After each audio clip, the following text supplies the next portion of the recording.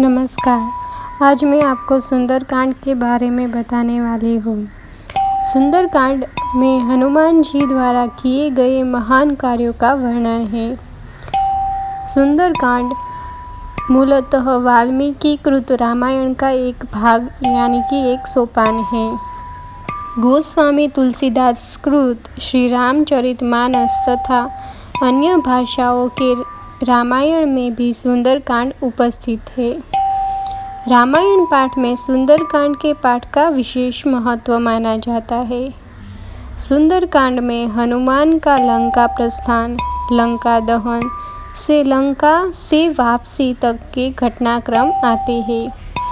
इस सोपान के मुख्य घटनाक्रम है हनुमान जी का लंका की ओर प्रस्थान, विभीषण से भेंट, सीता से भेंट करके उन्हें श्री राम की मुद्रिका देना, अक्षय कुमार का वध करना, लंका दहन और लंका से वापसी। इसमें कुल दोहों की संख्या 60 है। तो इसकी कथा भी है एक प्रचलित। तो चलिए हम जानते हैं। हनुमान जी चैत्र माह में लंका की ओर प्रस्थान किया था।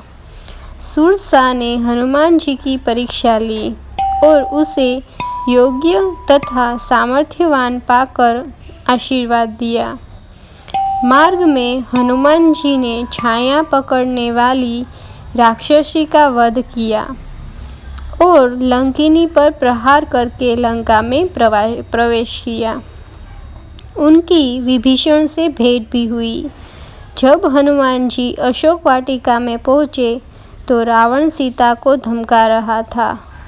रावण के जाने पर त्रिजटा ने माता सीता को सांत्वना दी। एकांत होने पर हनुमान जी ने माता सीता से भेंट करके उन्हें राम की मुद्रिका दी। हनुमान जी ने अशोक वाटिका का विध्वंस करके रावण के पुत्र अक्षय कुमार का वध कर दिया था। मेघनाद हनुमान को नागपाश में बांधकर रावण की सभा में ले गया। तभी रावण के प्रश्न के उत्तर में हनुमान ने अपना परिचय राम के दूत के रूप में दिया।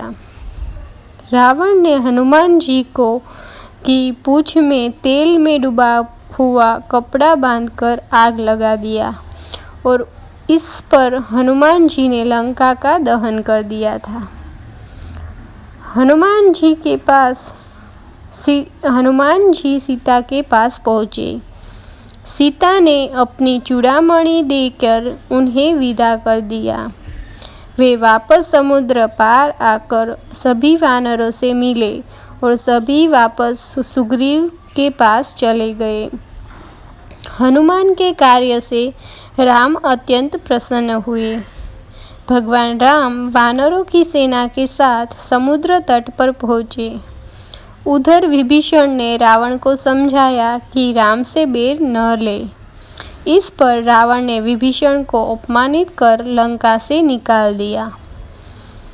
विभीषण राम के शरण में आ गया और राम ने उसे लंका का राजा घोषित कर दिया।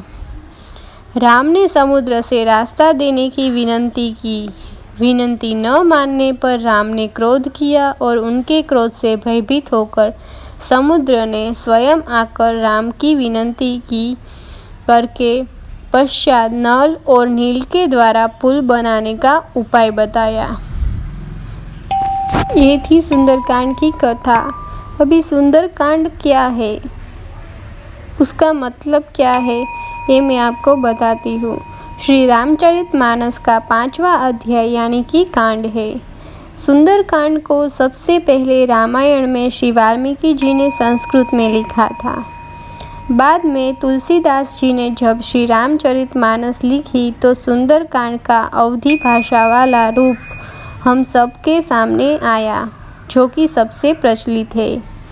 सुंदरकांड में हनुमान जी का सीता माता को खोजने के लिए की गई लंका यात्रा का संपूर्ण मनमोहक बखान किया गया है। सुंदरकांड में हनुमान जी का यशोगान किया गया है, जहाँ संपूर्ण रामायण में श्री राम के सुंदर स्वरूप, उनके जीवन काल, स्वभाव, आदर्शों का गुणगान किया गया है, वहीं सुंदरकांड ऐसा भाग है जो सिर्फ हनुमान जी की वीरता का बखान करता है। सुंदरकांड हनुमान जी पर केंद्रित सबसे पुरानी रचना है। ऐसा माना जाता है कि सुंदरकांड के पाठ से सभी मनोकामनाएं पूर्ण होती है और सुंदरकांड के बहुत सारे फायदे भी हैं। हनुमान जी ने अपनी बुद्धि और बल से सीता जी की खोज की थी। इसी वजह से सुंदरकांड को हनुमान जी की सफलता के लिए याद किया जाता है। हनुमान जी सीता माता की खोज में लंका गए थे और लंका के सुंदर पर्वत में ही अशोक वाटिका थी, जहां हनुमान जी के भेंट सीता माता से हुई थी। इसी वजह से इस भाग का नाम सुंदरकांड पड़ा, जो कि एक विद्वान के अनुसार एक मत यही भी है कि हनुमान जी की माता उन्हें प्यार से सुंदरा कहकर पुकारती थी। इसीलिए वाल्मीकि जी ने इस भाग का नाम सुंदरकांड रखना ही सही समझा। अभी मैं आपको सुंदरकांड के बहुत सारे फायदे हैं ये बताती हूँ। यह कहा जाता है कि 40 सप्ताह एक लगातार जो कोई श्रद्धापूर्वक सुंदरकांड का पाठ करता है तो उसके सभी मनोरथ पूरे होते हैं तथा जीवन के सभी कष्ट, दुख, परेशानियां दूर हो जाती है। कई ज्योतिषी भी विपरीत परिस्थितियों में सुंदरकांड करने की सलाह देते हैं।